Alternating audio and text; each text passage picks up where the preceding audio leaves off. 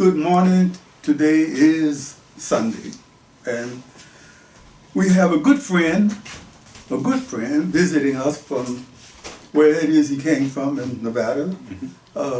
Justin Gifford, Professor Justin Gifford, I might add, who is at the University of Nevada. And I'd like to say, to get it started right away, is that Justin became one of the foremost collectors of what you call black street lit or urban lit. In any case, unlike a number of black academics that I could point at, he did not shun or shirk or hide away from so-called black street lit. And I was amazed and surprised years ago to find out that he had one of the best collections of this work, and has been, I think, somewhat tireless in promoting the idea that some people who've been ignored by the mainstream media and the mainstream publishing companies would now want to start catching up on things just in time to have books banned. Justin Gifford, I want to ask you a couple of things. One of them is, give me a little bit of your background. Sure. You know, where you came from. And Sure. Yeah. So I'm from Seattle originally. My dad was a pest inspector, and so I spent a lot of time in my youth under houses killing rats and roaches. And I'm from a working class. Not just the background, but the underground. The underground, yeah. What did I say in my dissertation when I dedicated it to my dad? I said, to Dad who taught me how to dig. And, that was my early life was doing this very difficult physical labor. And, my dad was a person who said, I don't want you to go into the military like I did. I don't want you to end up, working under houses. So try to find something else to do with your life. And so when I got to college, I really got into studying literature, but not this street lit stuff yet, because it wasn't taught in college classrooms yet. It's still not taught a lot in college classrooms, but you can find it. So I started off, with the kind of standard bearers of the black tradition. So your Toni Morrisons, your Ralph Ellisons, your Frederick Douglasses, your Harriet Jacobs. And then when I got to graduate school at the University of Chicago, my first teacher there was Toni Morrison. And so I was in a class with her, and we were studying her works. And at the same time, I was working at the Chicago Public School District on the South Side, which, as you know, is one of the most economically disadvantaged school systems in the country. And I was working at one of these schools, talking to one of the students, one of the high school students, and I said, he asked me, what do you do over at the university? And I said, I'm studying with Toni Morrison, and I'm looking at this and that. And he pulls out a dog-eared copy of Pimp by Iceberg Slim out of his back pocket, and he says, well, look, if you want to know something about black literature, you should read this book. A student introduced you to that. A student, it's like a 16-year-old high school student. And said, you should take a look at this. And so I said, let me take a look. I've never seen this book before. It had the lurid cover of the scantily clad woman, and Iceberg Slim kind of like bearing down on her. And I thought, this looks like a Harlequin romance. Like, I've never seen anything like this. And so I started reading Iceberg Slim, and honestly, I didn't really know what to do with it. The thing has a glossary in the back to give you kind of the street vernacular. It's so deep in slang, and I just thought, man, this is just something I just never had access to. So, to be honest with you, I kind of forgot about it for a few years. It just kind of got on a shelf, and I went on with my Toni Morrison stuff, and then a couple years later, I was in Harlem, walking down 125th Street, and right out in front of the Apollo, this guy had a book table. And there were dozens of Holloway House titles on the book table, including Iceberg Slim's Pimp. And I thought, oh my God, that's the book that I saw a couple years ago. Apparently, it's part of a genre. Like, there's a genre of these books. And so that was kind of the beginning. I bought up all of those books at that table, and I went home and got on a brand new website called eBay and just started searching for Holloway House books, and that was the beginning of, you know, what became a dissertation and then 2 books after that.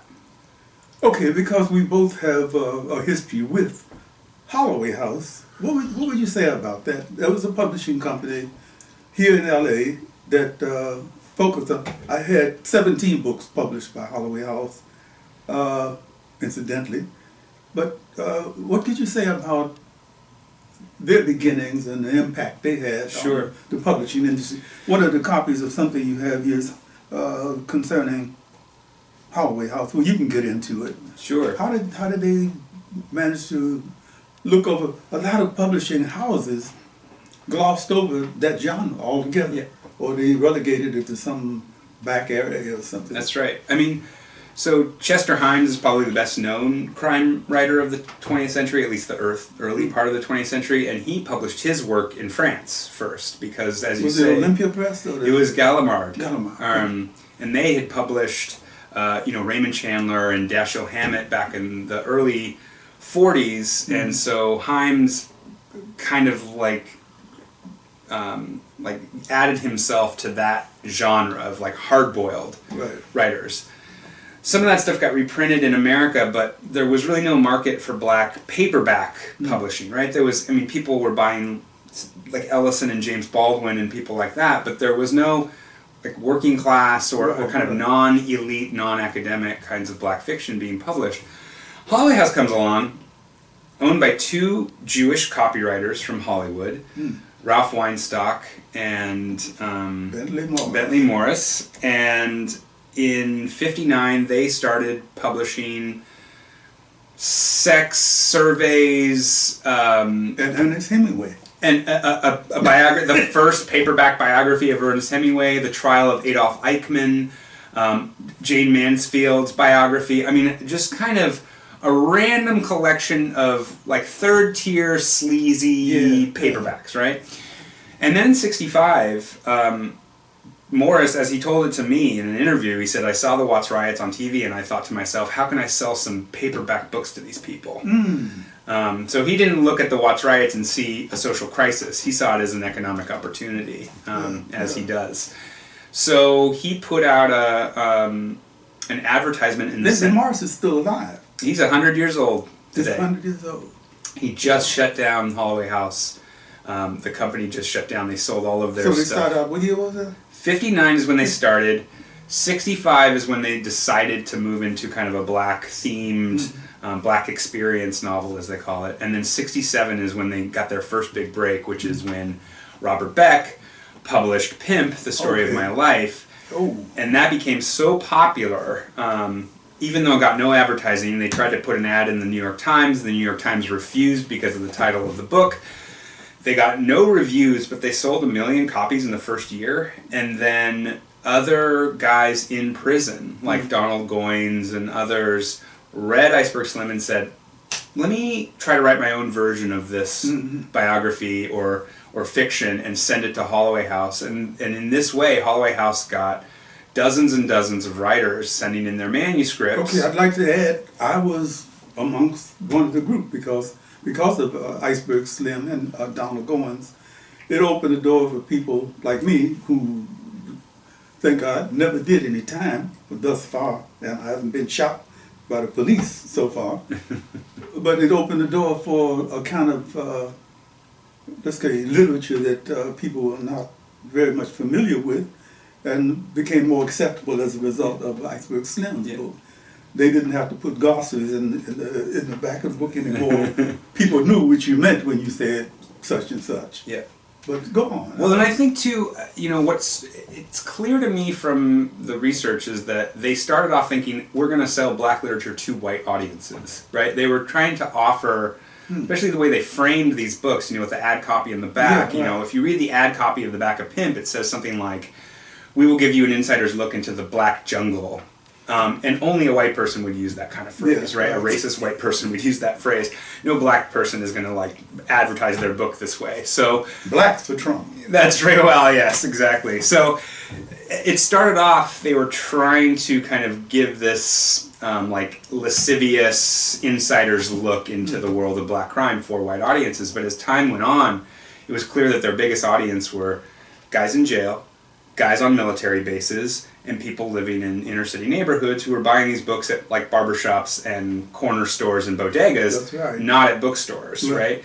And at that point, maybe early 70s, you see this huge shift in the strategy on Holiday House's part, because they realize they have dozens of authors and eventually hundreds of books that they can sell to a black audience, which had never been really courted before by a paperback publisher, you know. So in this way, Holiday House built this massive empire through the 70s, and these books then became the influence for things like blaxploitation. Ice-T and Ice Cube both took their names from Iceberg Slim. Ice-T listened to a spoken word album that Slim put out in '76 called Reflections. He reminds us all the time. Yes, he reminds us all the time. And that book, or that album, became the inspiration for Ice-T's first gangster rap album. So, you know, gangster rap comes directly out of this tradition of lit. And then, you know, Holloway House kind of fades in the 80s and 90s. I mean, they're still selling books, but, you know, it kind of is, you know, Iceberg Slim stops writing, Goins is long dead, you know, it kind of stalls out a bit. And then in the early 2000s, you have the emergence of digital publishing, where people can self-publish. And then that changes the game yet again, because now you have a lot of women coming into the genre, people like Vicky Stringer and Terry Woods, and these are folks that are either, you know, publishing themselves or getting other authors to publish with them, and they're selling these books out of the trunk of their cars, they're selling these books online, you know, and so the genre goes through a kind of another metamorphosis in the early 2000s, and that's kind of where we are now, which is, you know, these books are really everywhere. So they're everywhere now. You know, what puzzles me is it's interesting how one person, not Bentley Morris or Ralph Weinstock, but let's say a person from Seattle who could look at some books. You know, you talk about the separation of time that you were handed the book and the time that you became fully acquainted with it. How it is that one person can look at something and make a connection between the whole. I like the description of what it is that you're teaching: American and African American literature. So to me, you can't separate one with the other, and they keep trying to do that. I like the slash mark in between it. But American literature is African American literature. That's right. I cannot pick up a book, I don't care if it's from Faulkner to whoever is current, that doesn't you know, point a finger at black lit somewhere along the line. Either there's a black character in it, I'm not talking about Easy Ed or somebody, but why it is that you would have the presence of mind to make that connection, and very often these days people don't. If they do make the connection, it's in a negative way. Let's ban that. You know, I've always said, I had my first book published, Ghetto Sketches, by Holloway House, 1972, and in conversation, you know, these days with people who talk about being banned and so forth, I always say that the books, including Iceberg Slim, had our books banned by the mainstream early on, so that you wouldn't have to be officially banned.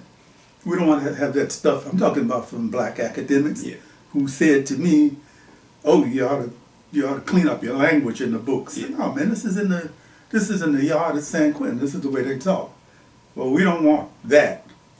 So I hate to say this to y'all, but you missed something that Justin got hold of. Taking me into what do you see the future? About the connection of things these days. Sure. Is hip hop? I'm thinking of my friend Watch Prophets, MD, Father MD. We had a conversation, and I discovered that MD couldn't write. He couldn't write. His wife really wrote everything. He's a spoken word artist for real. And I'm saying, hey man, why is it that I never see any rap music, you know, put into words in the way that you might buy a Dylan Thomas book Why is that? Mm-hmm. And if it's only because these guys cannot write, or they're not accepted for the way they write. Yeah. Probably if you had some rappers have their works translated into written words, it would be like trying to decipher Paul Laurence Dunbar or somebody, But what is? Let's take it from now into what is the future. What's the future? Sure. Well, let me approach this in a couple of ways. I mean, the first thing I think I want to say is canonization in academia is an ideological process. So it's not just about... Could you repeat that for me? Canonization. Right? Vaulting Shakespeare or Toni Morrison to the top and saying this is the shit we teach in college classrooms, not this other marginal stuff. Like this is the canon. That is not a value-free set of decisions that are being made, right? That is reflective of a certain class of people and a certain kind of like idea about black aesthetics. Okay. It is very specific, right? So it's like for instance, they'll say we appreciate this complex use of language, irony, like a kind of like a black aesthetic that is recognizable within a larger cultural tradition. So Beloved is like clearly harkening back to the slave narratives, though it's also doing postmodern kinds of like literary representation. So when people are making decisions at, say, the University of Chicago, which is where I was, about what is going to be in this classroom, it's a value-laden kind of judgment that's being made. And it's not only an inclusionary kind of process, it is definitively an exclusionary process as well, because anytime you include one person in the canon, you have to exclude someone else. So, this story that I always tell people about the beginnings for me is a story really about how I'm at the University of Chicago, and that's a place where Toni Morrison, who's a Nobel Prize winning author and is rightly so venerated for her amazing art. But that depends on this high school kid down the street, literally half a mile down the street, in a completely different social world of this economically depressed school, reading Iceberg Slim, and Iceberg Slim will never make it into the halls of the University of Chicago because of the values that it reflects, because of the kinds of graphic language, because of the packaging of the book. I mean, you've seen these Holloway House books, they're mostly garbage. And so because of those factors, they like the Holloway House books, and I think street fiction more broadly has really been climbing an uphill battle in terms of getting social acceptance outside of the limited kind of social world from which those books come. So, for instance, if I go in and teach at Northern Nevada Correctional Center at a prison in Nevada where I teach, the guys in there. What's that like? What's that like? I mean, I actually prefer it to teaching in a college classroom because the inmates, especially the ones who were there for a really long time, they are motivated to learn. They want to learn. Their lives are so boring and so closed that this 1 hour they get a week with me in the classroom where they can discuss is the only time where they get to feel a sense of their individuality, their identity, their sense of intellect. And most of these guys, they have a 5th or 8th grade education, and yet, like, I'm talking to them like they're a college student, and so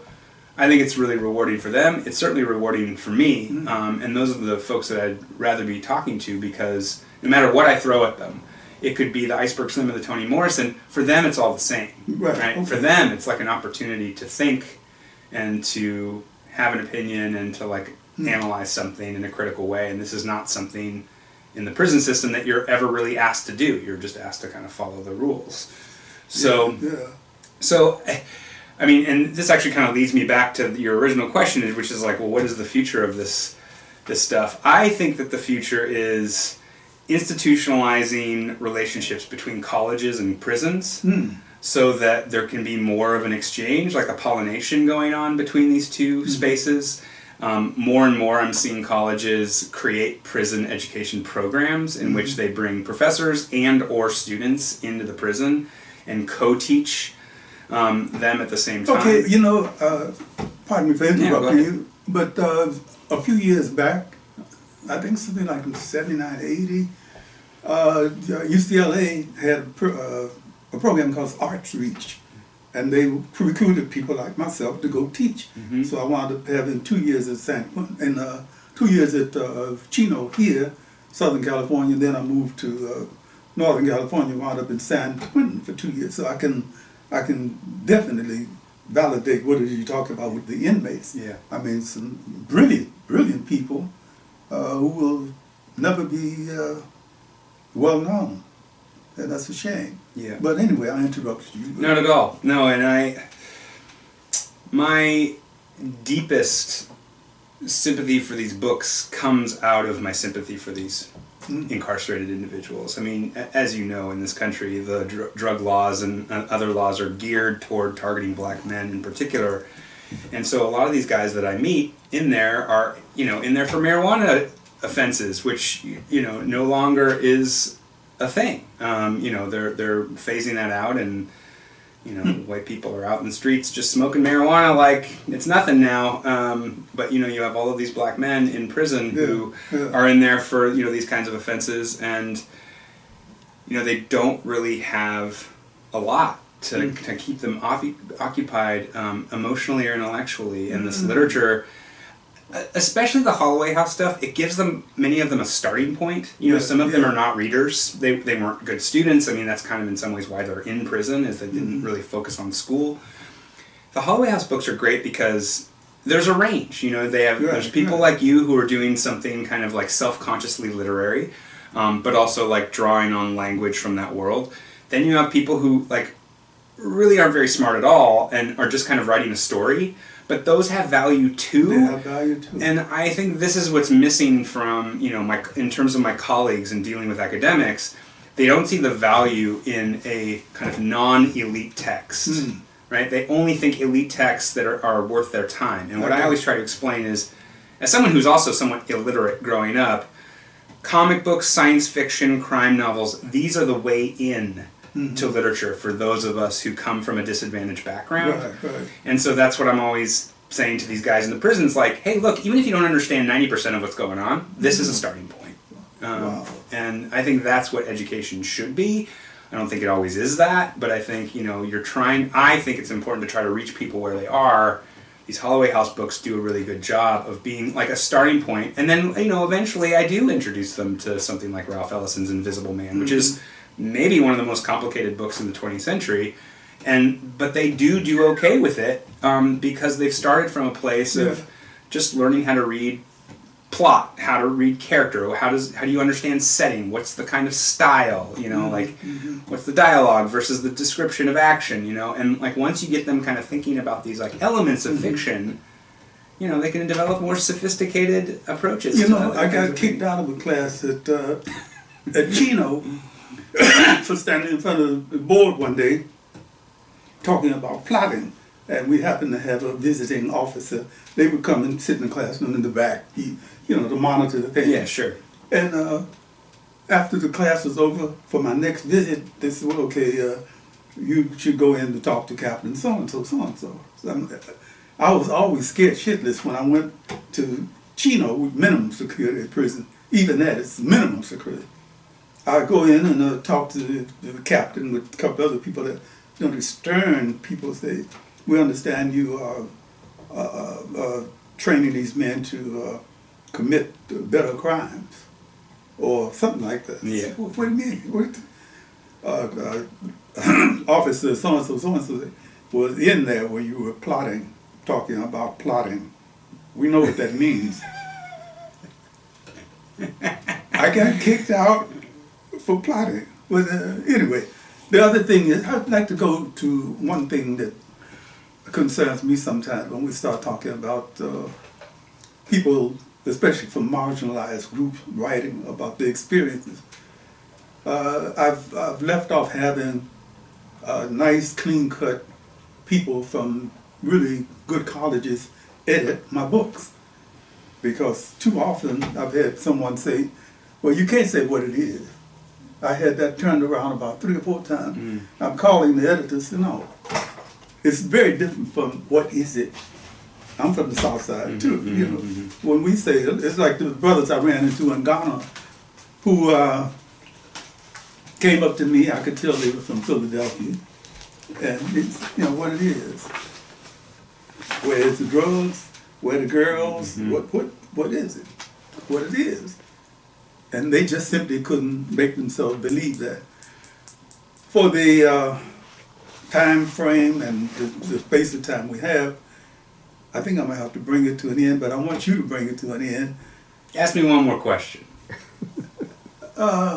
We talked about the future, we talked about the past.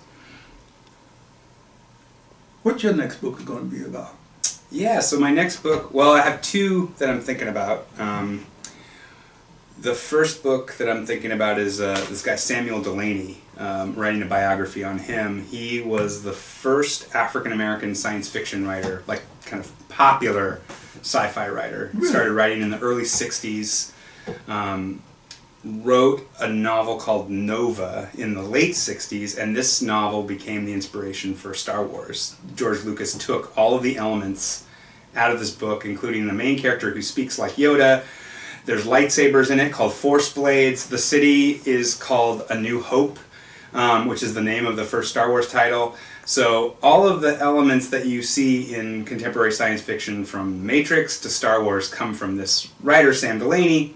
And he's like really not very well known. So that's the first project. And actually, I'll just leave it with that because that sounds okay. Listen, we could go on for I know. a long while, but my producer is saying cut, and so we have to go. In addition to that, Professor Justin Gifford has only been able to drop by for a few minutes because he's on his way back to school, and. We look forward to seeing you again soon. Thank you so much. And as a parting, by the way. Zola Salena, are you talking? Yes, I'm talking. As a parting gift, okay, I think there's some radio plays from Odie. Ooh. Okay, so there's one for you and Pardis, and there's one for Chris. Oh, great. Oh, thank you so much. You're welcome. Okay. Oh, wonderful. Okay. The story continues. The story continues. On and on and on. And we can La do luta continua. we can do this on Zoom as well, and you can record the Zoom conversation. Yes. Have you done Zoom? We can. Yes. Okay, so we can do an ongoing series if you'd like. Okay. We will do it at this point in time. We always end with our familiar. Itness. Whatever.